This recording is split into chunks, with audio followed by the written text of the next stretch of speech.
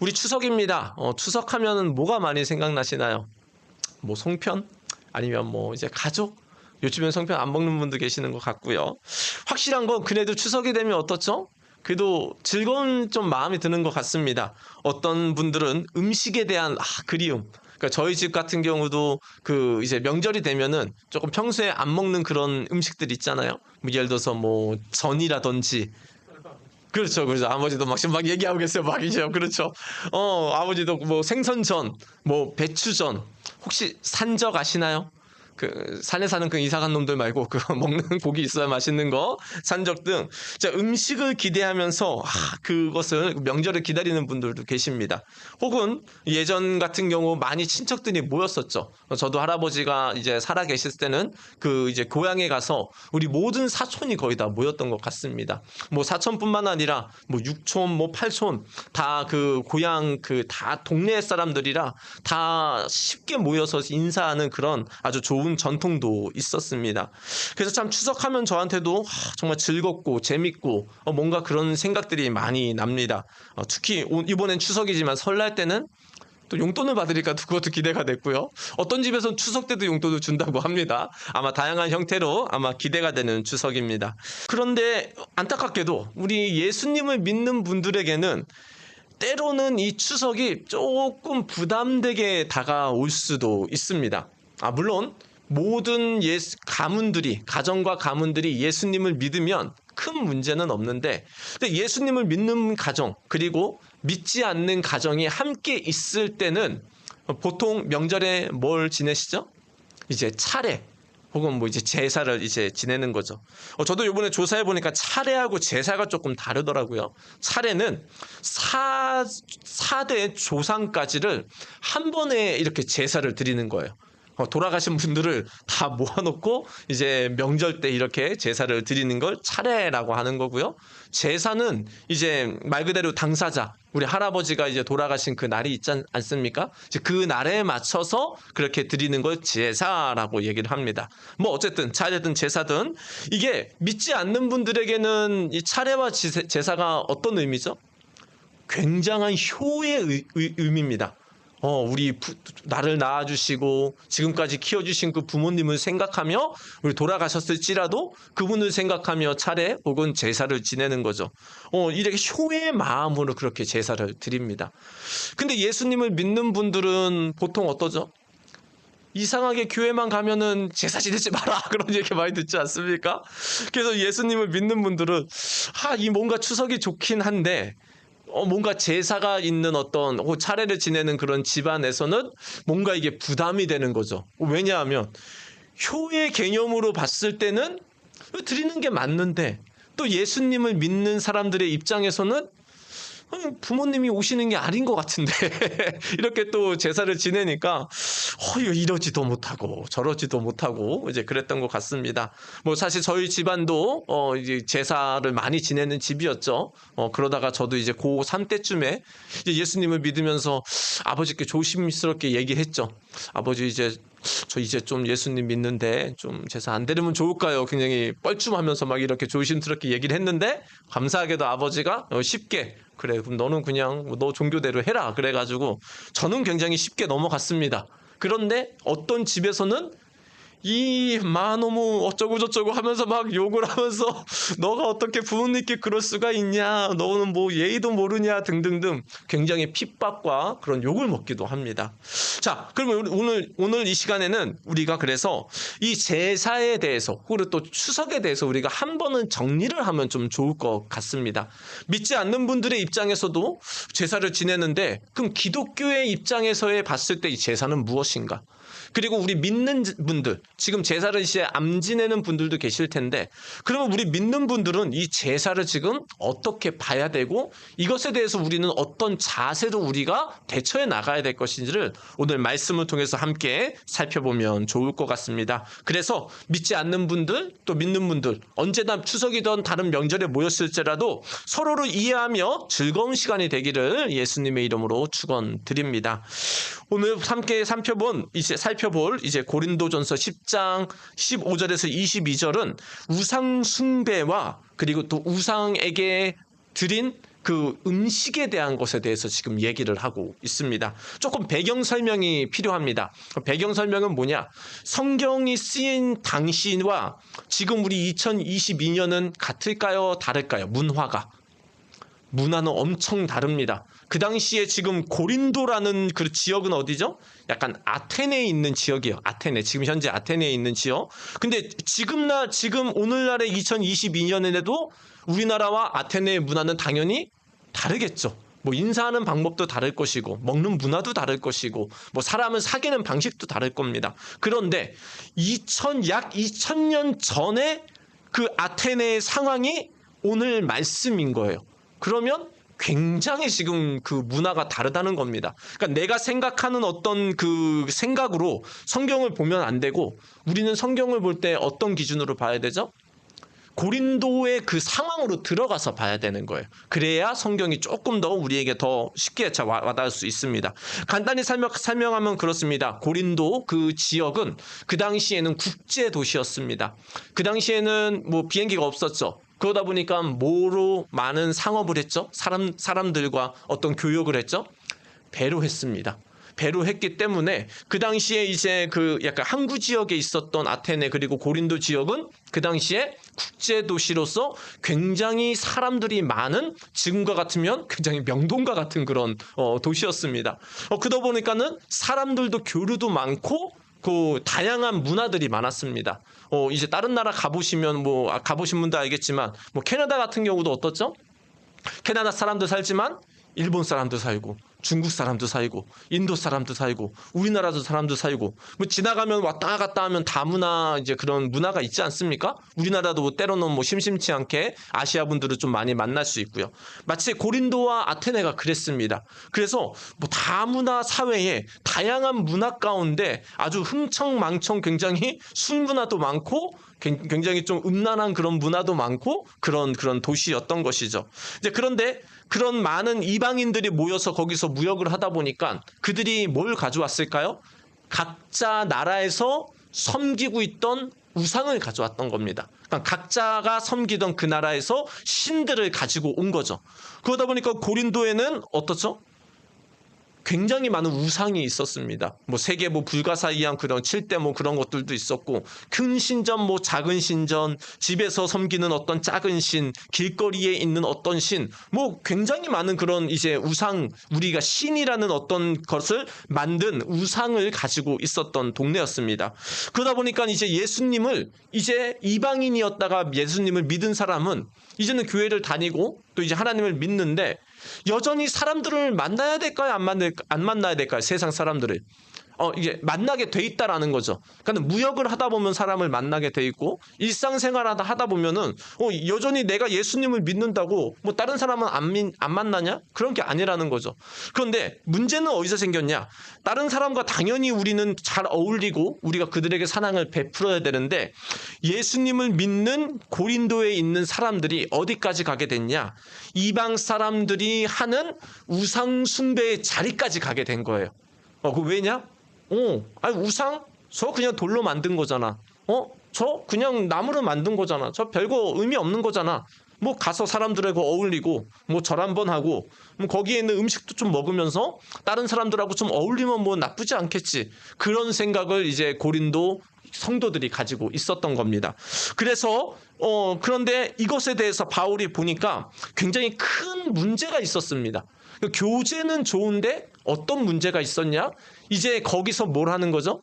교제라는 명목하에 뭐가 진행되는 거죠? 우상 숭배와 우상에게 드린 음식을 먹는 이런 문제가 있어서 이것을 바울이 지금 오늘 15절에서 22절에서 지금 10장 전체에서 사실은 다뤄주고 있다라는 것입니다. 그래서 바울은 먼저 이런 원리가 있다라는 걸 얘기하면서 그들에게 먼저 이렇게 설명을 합니다. 16절 말씀 같이 읽겠습니다. 시작. 우리가 축복하는 바 축복의 잔은 그리스도의 피에 참여함이 아니며 우리가 떼는 떡은 그리스도의 몸에 참여함이 아니냐. 아멘. 바울은 먼저 우상 얘기를 하기 전에 뭘 얘기하냐 하면은 우리가 지금 예수님을 믿고 하고 있는 성찬식에 대해서 얘기를 하고 있습니다. 그러니까 우리는 예수님을 믿으면은 그 때에 따라 이제 예수님의 피를 상징하는 포도주를 마시죠. 뭐 도수가 있던 없던. 그리고 예수님의 몸을 상징하는 떡을 뗍니다. 뭐 떡이라는 게 빵입니다. 사실은 빵은 이렇게 떼가지고 같이 먹는 그런 거죠, 하는 거죠. 그러면서 뭘 우리가 그 생각하고 우리가 마음을 다듬는 거죠.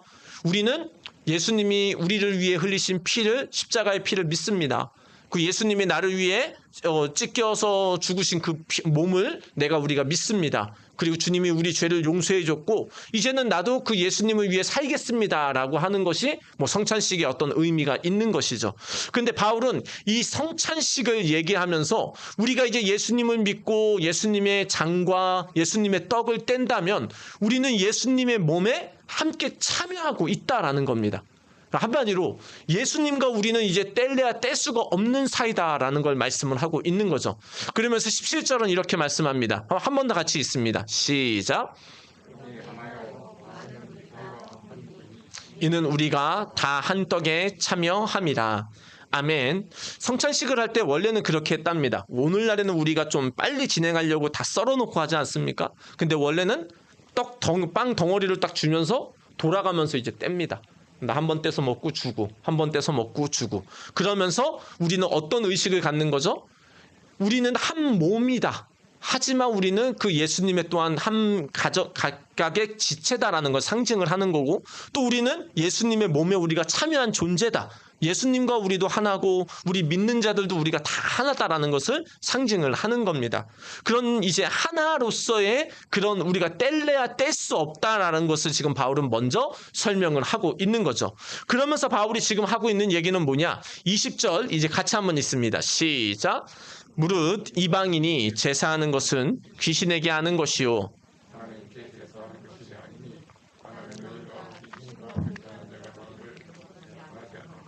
아멘. 이제는 우리가 예수님을 믿고 성찬식에 참여하는 자로서 하나님과 한 몸이다라는 걸 먼저 얘기를 하고 그 다음에 20절에서 바울은 이렇게 설명하는 거죠.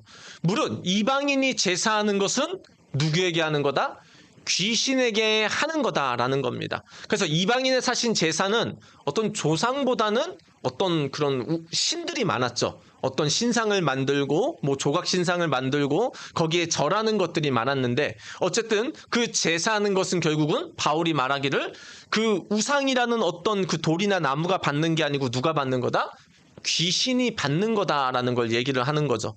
그리고 오히려 그 제사는 하나님이 받는 게 아니고 그 제사를 드릴수록 뭘 하는 거다? 귀신과 교제하는 꼴이 된다라는 걸 지금 얘기를 하고 있는 겁니다. 다시 말하면 예수님을 믿는 사람들은 예수님과 한 몸입니다. 절대로 뗄래야 뗄 수가 없습니다. 혹시 뭐 각자의 손 발을 한번 보시면서 어떻게 뗄 수 있습니까? 뗄 수 있겠죠. 근데 큰일 나겠죠. 그렇죠. 떼면 안 되겠죠. 마찬가지로 예수님을 믿는 사람은 하나님과 우리가 한 몸이기 때문에 절대 우리가 뗄래야 뗄 수도 없고 떼서도 안 되는 존재라는 거죠. 그런데 예수를 믿는 사람들이 이방 사람들이 하는 제사에 참여한다. 이건 어떤 의미냐? 예수님하고 한 몸이 돼서 뗄래야 뗄 수가 없는데 억지로 떼내려고 하는 그런 일이다라는 겁니다. 하나님과 한 몸이 되었기 때문에 우리는 하나님과 언제나 함께 다니는데 하나님은 거룩하신 분이니까 어떤 귀신이나 어떤 우상과 함께 할 수 없는 분인데 그들은 교제라는 이름 아래 다른 사람과의 사귄다는 이름 하에 지금 우상 숭배를 하고 있는데 이것이 마치 하나나 뗄 수 없는 하나님과의 관계를 억지로 떼면서 문제를 만드는 것과 같다라는 겁니다. 그리고 그것을 귀신과 교제한다라는 것을 이렇게 표현을 하고 있는 것이죠. 특히 그 당시의 문화에서 또 오늘날의 문화도 마찬가지지만 제사를 지낸 다음에 어떤 우상에게 뭘 먹었을까요? 거기에 차려진 음식을 먹었습니다. 뭐 굉장한 뭐 고기도 있을 것이고 뭐 밥도 있을 것이고 다양한 것들이 얼마나 맛있는 게 많았을 걸까요? 그것을 먹으면서 이방 사람들과 교제를 했다라는 것이죠. 그런데 바울은 우상뿐만 아니라 우상에게 드린 음식을 먹는 것도 심각한 문제를 가져온다라는 것이죠. 21절 한 번 더 같이 읽습니다. 시작. 너희가 주의 장과 귀신의 잔을 겸하여 마시지 못하고 주의 식탁과 귀신의 식탁에 겸하여 참여하지 못하리라. 아멘. 주의 식탁과 귀신의 식탁에 겸하여 참여하지 못하리라. 다시 말하면 예수님을 믿고 성찬식도 합니다. 나 하나님을 믿어요. 그런데 이방 신장에 가가지고도 절을 하고 우상 숭배를 하고 그 음식을 먹습니다. 이거는 될 수 있는 관계가 아니라는 겁니다. 교제, 아무리 좋은 교제라는 어떤 의미가 있을지라도 거기에서 행해지는 우상 숭배와 우상에게 드린 것을 음식을 알고 아는데도 불구하면서 먹는 것은 결국은 뭐라는 거죠? 귀신과 지금 같이 어울리는 거다라는 것이죠. 쉽게 얘기하면 이런 겁니다. 성경에서는 하나님과 우리 인간과의 관계를 뭘로 많이 표현하죠? 결혼 관계로 많이 표현을 합니다. 그럼 당연히 남자와 여자가 결혼했으면은 두 여자와 결혼해야 될까요? 당연히 한 여자와 결혼해야 되겠죠. 두 남자와 결혼할까요? 당연히 아니겠죠. 한 남자와 한 여자가 결혼해서 행복한 가정을 이루고 자녀를 키우는 게 아니겠습니까? 그런데 여기서 지금 예수님을 믿으면서 우상 숭배하는 거는 마치 내가 본 남자를 놔두고 다른 여자 남자를 지금 그 바람을 피는 것과 똑같다라는 겁니다. 그럼 바람 피는 게 아무렇지도 않나요? 아니죠. 이 바람 잘못 폈다가 살인도 납니다. 바람 잘못 폈다가 가정이 풍지박산 나고 바람 잘못해 이렇게 간음죄를 범해가지고 완전 인생이 그냥 망가지는 그런 그 인생들을 많이 우리는 볼 수 있지 않습니까? 그런데 마치 영적인 간음이 이런 거다라는 겁니다. 예수님을 믿으면서 내가 주의 피 감사합니다. 빵 떼면서 예수님 감사합니다. 나를 위해 십자가에 피 흘려주셔서 감사합니다. 그런데 이방 신상에서 제사를 지내며 이방 신상애들이 음식을 먹는다. 이거는 마치 진짜 신랑 되는 하나님을 놔두고 누구하고 지금 바람 피는 겁니까? 다른 우상하고 지금 바람 피는 거고 귀신하고 바람 피는 거다라는 겁니다. 한마디로 바울은 지금 이게 뭐냐? 말도 안 되는 짓이다라는 겁니다. 예수님을 믿는 사람이 아무리 교제가 좋을진정 어떻게 우상 숭배를 하고 우상에게 드리는 음식을 참여하면서 귀신과 교제하는 일을 하고 있냐라는 걸 얘기를 하고 있는 거죠. 그리고 22절에서는 아주 심각한 경고를 합니다. 우리 22절 한 번만 더 읽습니다. 시작. 그러면 우리가 주를 노여워 하시게 하겠느냐? 우리가 주보다 강한 자냐? 아멘. 그러면 우리가 주를 노여워 하시게 하겠느냐? 무슨 말이냐? 이게 질투와 같다라는 겁니다. 내가 예수님을 믿습니다. 그런데 내가 다른 우상도 내가 지금 섬깁니다. 그러면은 누가 질투하신다? 하나님이 질투하신다라는 거예요. 우리 질투 굉장히 무서운 거 아시죠? 여자가 막 질투하고 하면은 막 이렇게 막 그 더운 날에도 막 이렇게 사늘하게 된다는 그런 얘기도 있지 않습니까? 하나님도 똑같습니다. 하나님이 우리의 영적인 남편인데 진짜 남편을 놔두고 다른 우상들과 지금 우리가 바람을 핀다. 다른 신과. 하나님이 질투하시고 너무 노여워하신다라는 겁니다. 내가 너를 어떻게 만들었는데, 내가 너를 구원하려고 내가 십자가에 죽기까지 했는데 너가 바람을 펴. 하나님 막 질투하고 막 화가 나고 그렇게 된다라는 것이죠. 근데 그게 심해지고 계속 이제 깨닫지 못하고 사람들이 주님께 돌아오지 못하면 어떤 일이 일어나는 겁니까? 성경에서는 이런 일도 일어난다고 얘기하는 거죠. 8절 말씀, 10장 8절 제가 한번 읽어보겠습니다. 그들 중에 어떤 사람들이 음행하다가 하루에 23,000명이 죽었나니 우리는 그들과 같이 음행하지 말자. 지금 같은 고린도전서 10장을 지금 보고 있어요. 근데 바울이 먼저 지금 뭘 설명하고 있냐면은 과거에 우리 조상 이스라엘 사람들도 하나님을 믿는다고 하면서 어떤 송아지 우상을 섬기고 광야에서 그리고 다른 어떤 이방 여인들과 같이 또 음행을 하고 이러다가 많은 사람들이 죽었다라는 걸 지금 경고를 얘기를 하는 거죠. 음행하다가 몇 명이 죽었다? 23,000명이 죽었답니다. 이 말을 들으면 어떡합니까? 그저 그럴 수도 있지. 그런 생각이 드십니까? 아니면 섬뜩하십니까? 우리 군대 계신 분들 우리 한 중대 보면 어떻죠? 100명 한 대대 하면 한 500명 되나요? 그거의 몇 배가 되는 게 23,000명이죠. 싹 다 그냥 시체로 변했다고 생각하면 얼마나 섬찟하지 않습니까?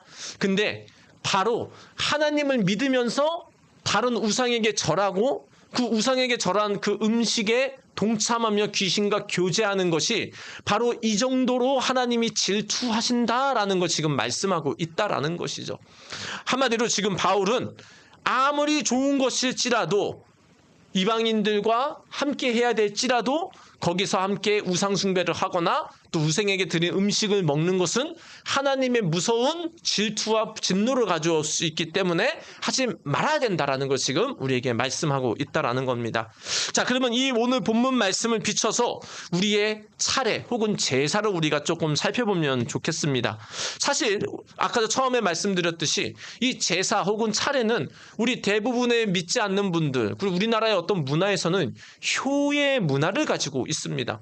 당연히 우리 나를 낳아주신 우리 조상님들과 우리 부모님께 효를 해야 된다라는 마음으로 음식을 차려서 드리고 또 그분을 이렇게 모시는 어떤 일들도 하죠. 물론 실제 오는 건 아니지만. 그런데 효라는 의미를 가지고 지금 뭘 하고 있는 거죠? 조상이 아닌 귀신에게 지금 우리가 제사를 하고 있다라는 겁니다. 자, 무슨 얘기를 하냐? 아무리 효의 마음은 좋습니다. 아까 뭐랬죠? 이방인들이 왜 그 예수를 믿는 고린도에 있는 사람들이 왜 이방인들과 우상 숭배하고 교제를 했죠? 말 그대로 어울려야 되니까 그렇게 했다라는 거죠. 근데 우리의 추석을 봤을 때는 제사가 어떻게 진행되죠? 효라는 아주 좋은 마음을 가지고 있는 건 좋은데 이게 어떤 형식으로 바뀌었죠? 사실은 부모님이 받는 게 아니고 누구에게 드리고 있다? 부모님이 아닌 귀신에게 드리는 걸로 지금 바뀌었다라는 겁니다. 나는 조상한테 했는데요. 나는 할아버지한테 분명히 난 제사했어요. 그런데 그거 아십니까? 저도 제사를 많이 지낸 그런 전주이씨 효령대군파의 그런 자손으로서 얘기를 드린다면 제사를 했을 때 한 번도 부모님들이 혹은 조상들이 오시는 걸 본 적이 없습니다. 아무리 문을 열어놓고 창문을 열어놓고 했을지라도 어떤 부모님이나 조상들이 온다는 어떤 그런 느낌은 한 번도 받은 적이 없습니다. 게다가 음식을 차려놓고 아무리 음식을 해놓는들 어떤 돌아가신 부모님이 와서 한 숟갈이라도 뜨시냐 한 번도 본 적이 없습니다. 무슨 말이냐? 마음은 좋습니다. 효에 대한 마음은. 하지만 실제로 그 자리에 부모님이 오실까요? 안 오실까요? 안 온다라는 것이죠. 근데 안 오면은 문제는 뭐냐? 그 당사자들은 부모님이 온다고 생각해서 절을 하는 거거든요. 문제는 우리 제사를 하는 분들, 차례 지내는 분들은 효의 마음을 가지고 실제로 그 자리에 부모님, 조상님들이 온다라는 마음으로 하기 때문에 그 자리에는 부모님이 안 계실지라도 그 경배를 누가 받을까요? 귀신이 받는다라는 거죠. 근데 더 문제는 뭐냐?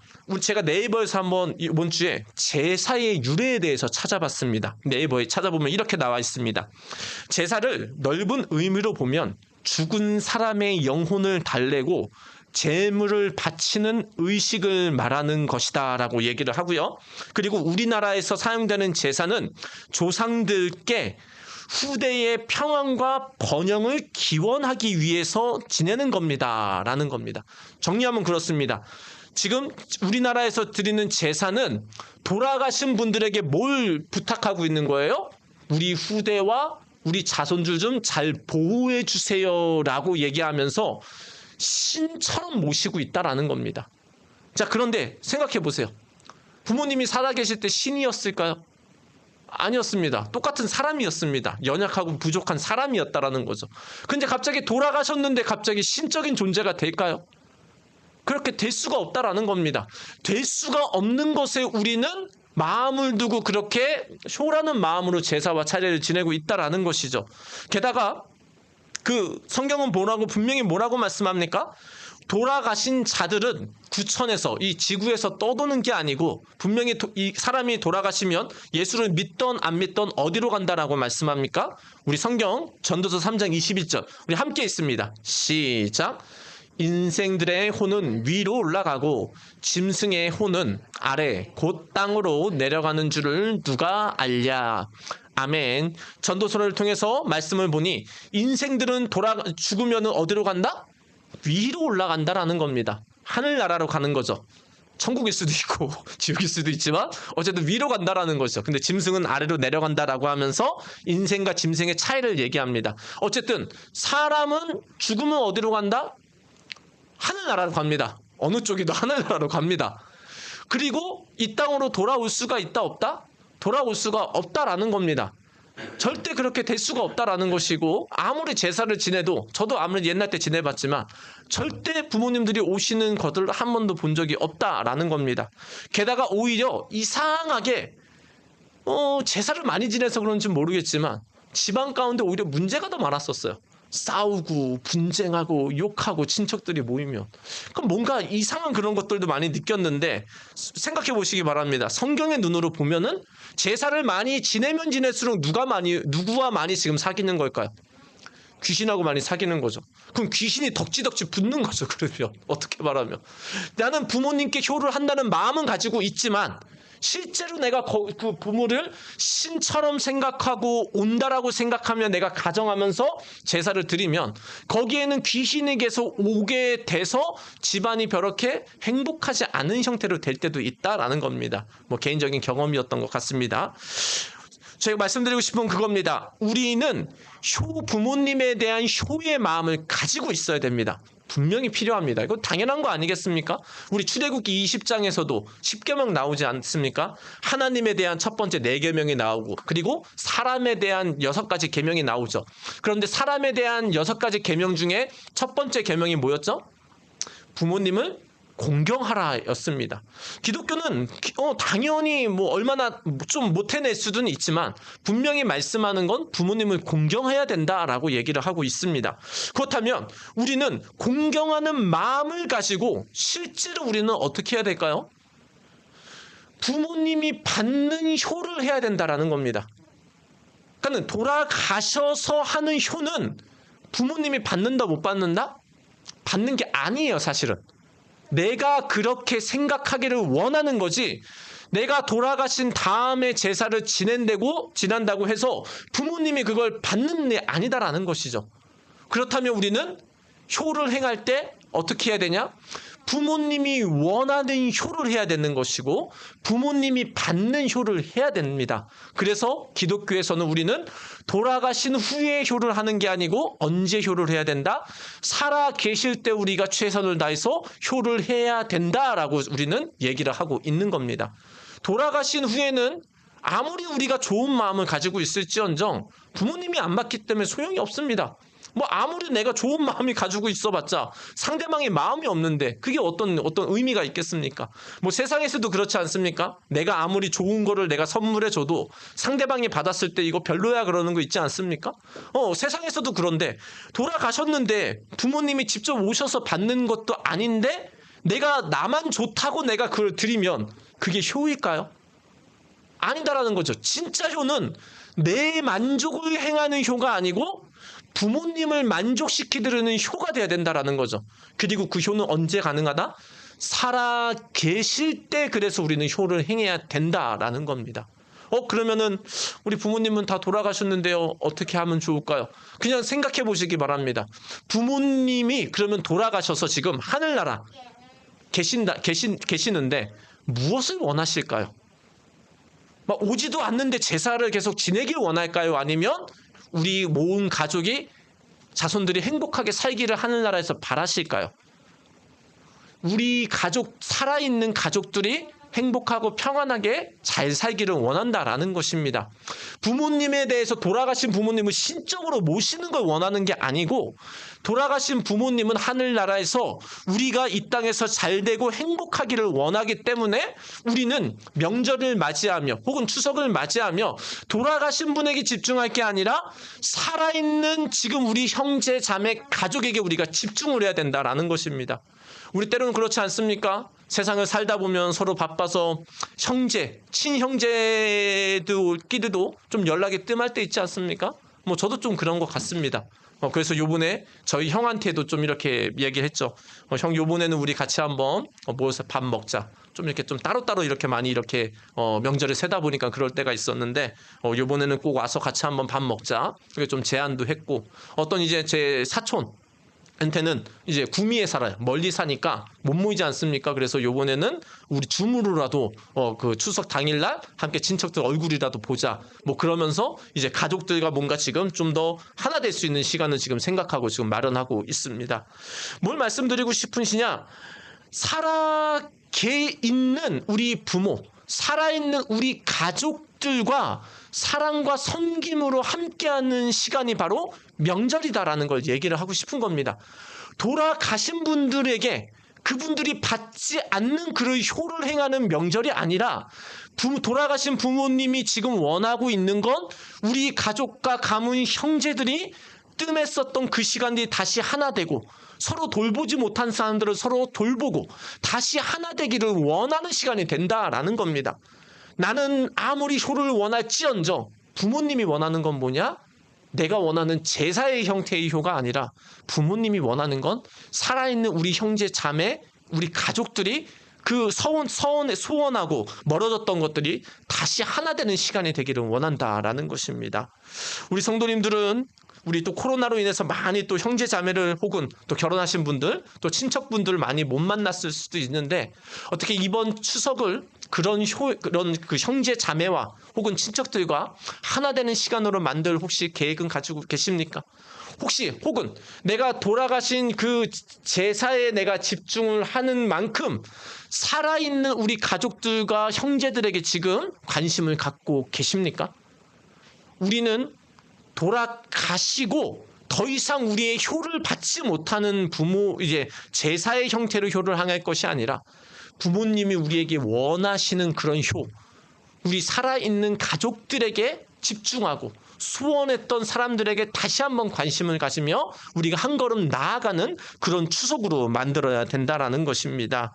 우리 성도님들 이번 돌아오는 추석 명절에는 그동안 내가 지금 멀어졌던 그런 형제 자매가 있다면 먼저 연락하시는 분이 되시기를 예수님의 이름으로 축원드립니다.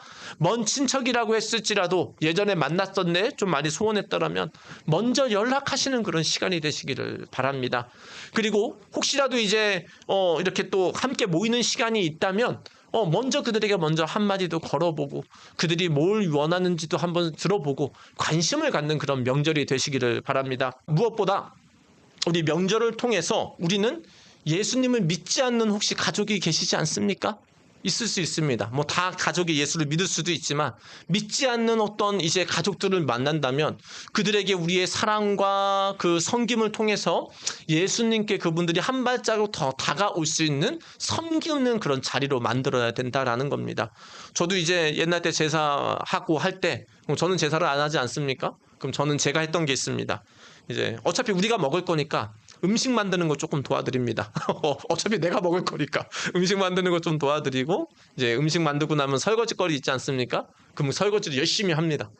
누가 얘기 안 해도 이제 열심히 합니다. 그리고 저희 집안 좀 그런 분위기가 남자는 일을 안 하는 분위기입니다. 굉장히 가부장적이죠.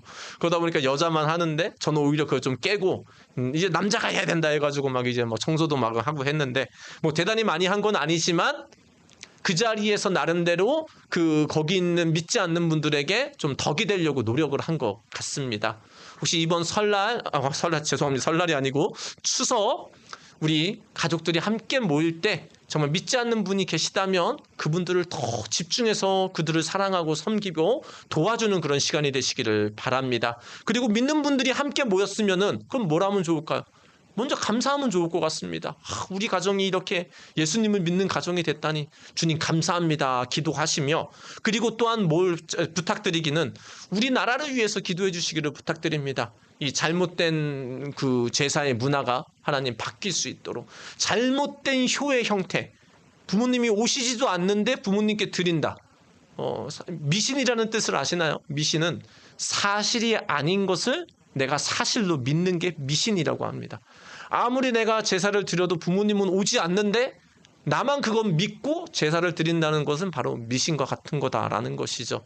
오히려 우리 모두는 돌아가신 분에게 집중할 게 아니라 살아계실 때 부모님께 잘해드리고 지금 살아있는 우리 형제 자매 친척들에게 함께하는 그런 시간이 되도록 우리 명절을 준비해야 될 것입니다.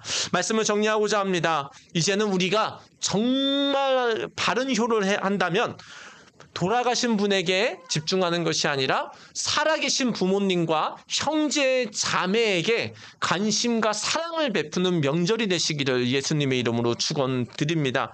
멀리 있는 분이든 가까이 있는 분이든 상관없이 우리가 그분들에게 마음을 전달하는 그런 추석이 되시기를 바랍니다. 못 가면은 뭐 할 수 있죠? 카카오톡으로 선물이라도 보내주시고 안부라도 물으시고 너무나 좋은 시대 아닙니까? 다양한 형태로 관심을 가질 수 있는 시대. 중요한 건 돌아가신 분에게 집중할 게 아니라 뭐다? 살아계신 부모님과 지금 함께하는 분들에게 우리는 집중해서 그들에게 사랑과 섬기는 그런 추석이 돼야 된다라는 것입니다. 돌아가신 부모님들 하늘나라에 계십니다. 걱정하지 마시고 우리는 이 땅에 있는 우리 형제 자매와 함께 즐거운 추석 연휴가 되시기를 예수님의 이름으로 축원드립니다.